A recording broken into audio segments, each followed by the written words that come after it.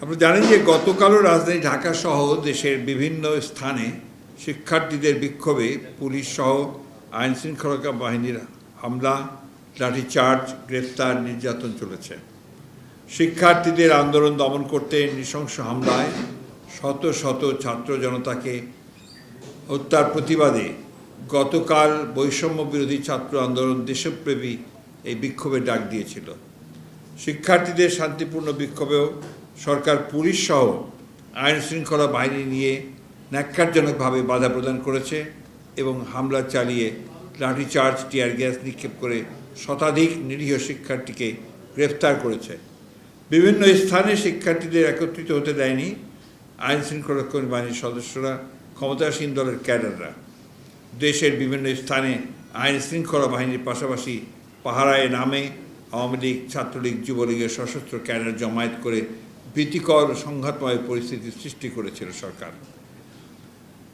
দেশে জরুরি অবস্থা জারি না করা সত্ত্বেও সভা সমাবেশ বিক্ষোভ করতে না দেয়া এবং হামলা, গ্রেফতার করা সরকারি অগণতান্ত্রিক ফ্যাসিবাদী চরিত্রের বহিঃপ্রকাশ মাত্র।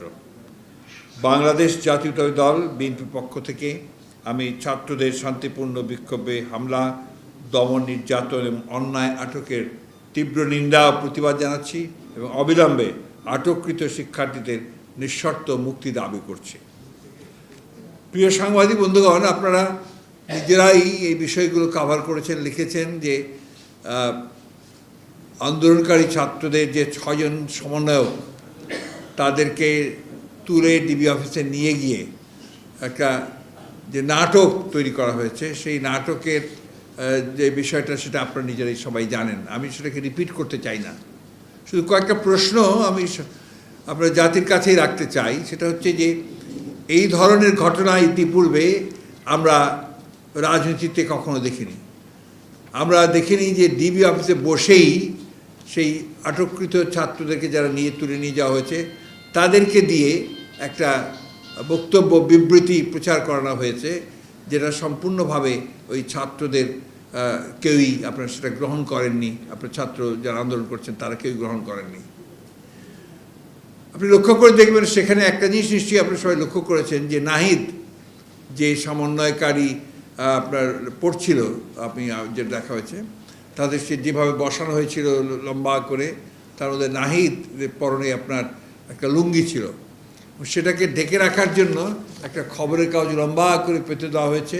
সেই খবরের কাগজের উপরে সে ওই বক্তব্যটা পড়ছিল এবং তাদের যে ফেসিয়াল যে এক্সপ্রেশন, বডি ল্যাঙ্গুয়েজ যা ছিল, তারপরে পরিষ্কার করে বোঝা যায় যে তাদের উপর একটা প্রচণ্ড নির্যাতন, চাপ সৃষ্টি করে তাদেরকে এই বক্তব্যটা তাদেরকে দেওয়া হয়েছে। এবং আমি যেটা আপনার পরবর্তীকালে লক্ষ্য করলাম যে তাদের অভিভাবক কিছু আমি জানি না তারা কতজন অভিভাবক, তাদেরকেও একইভাবে চাপ সৃষ্টি করে তাদেরকে দিয়ে কিছু বক্তব্য দেওয়া হয়েছে।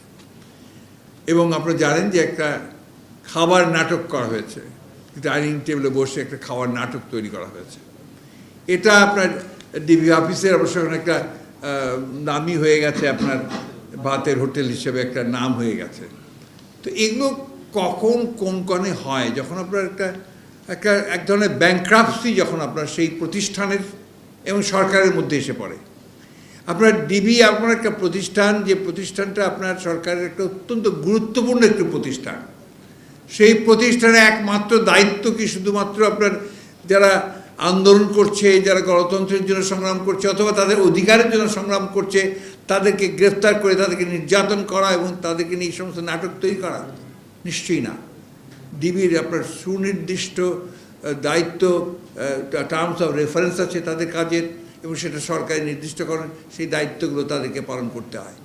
এখানে এই ধরনের একটা নাটক, একটা তামাশা তৈরি করে তারা গোটা জাতিকে আমি মনে করি যে গোটা জাতিকেই তারা ছোট করেছে, একটা মস্করা সৃষ্টি করেছে।